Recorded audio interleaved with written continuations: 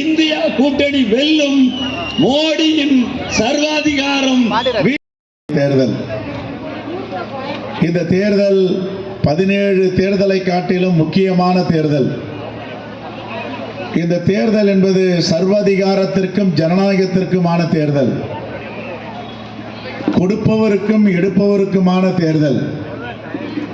இந்த தேர்தல் இந்த மண்ணை காப்பாற்றப் போகிறது, இந்திய ஜனநாயகத்தை காப்பாற்றப் போகிறது, இந்திய அரசியலமைப்பு சட்டத்தை பாதுகாக்கப் போகின்ற தேர்தல். இந்த பாசிச பாஜக ஆட்சியை அகற்றி நல்லாட்சி மலர்ந்திட இந்தியா கூட்டணியின் வேட்பாளர் என் அருமை சகோதரர் மாணிக்கம் தாகூர் அவர்களுக்கு கை சின்னத்தில் வாக்களியுங்கள் என்று உங்களிடம் வாக்கு சேகரிக்க வந்திருக்கிறோம். சால்வை போடாங்க, பேச்சு முடிஞ்ச அப்புறம் போடலாம். தயவு செய்து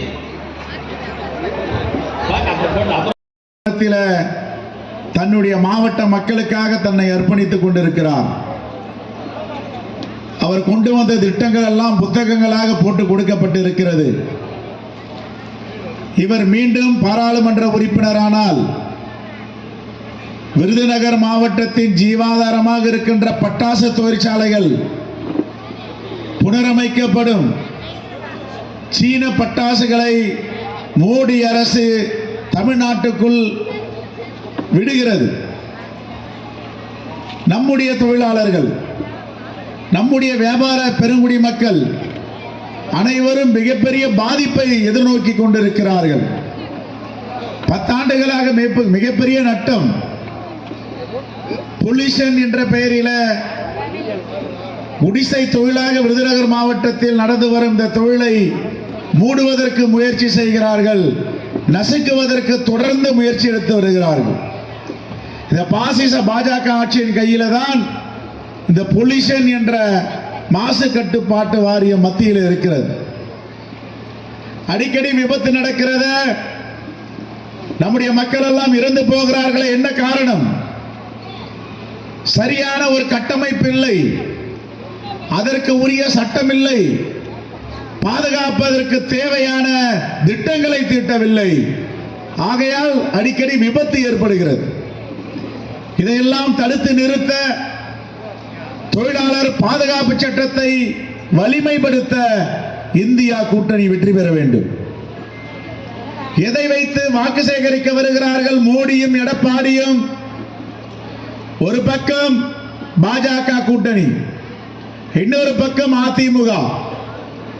மோடி அவர்கள் 10 ஆண்டுகளாக தமிழ்நாட்டின் உரிமைகளை பறித்தவர், தமிழ்நாட்டு உரிமைகளை பறிப்பதற்கு துணையாக இருந்தவர் எடப்பாடி பழனிசாமி.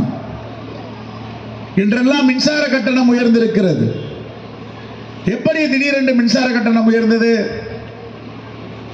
உதய் மின் திட்டம்.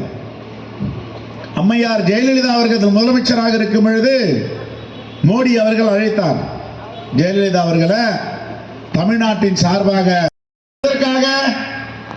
உதய் மின் திட்டத்தில் கையொப்பமிட்டால், ஒப்பந்தம் போட்டால் தமிழ்நாட்டுடைய மின்சார வாரியம் ஒன்றிய அரசின் கட்டுப்பாட்டுக்குள் போய்விடும். அவர்கள் நிர்ணயிப்பார்கள், கடன் பெற முடியாது, உரிமைகளை தாரை வார்த்து கொடுக்க வேண்டிய நிலை ஏற்படும் என்று கையொப்பமிட மாட்டேன் என்று கண்ணியமாக தமிழ்நாட்டுக்காக இருந்தார்.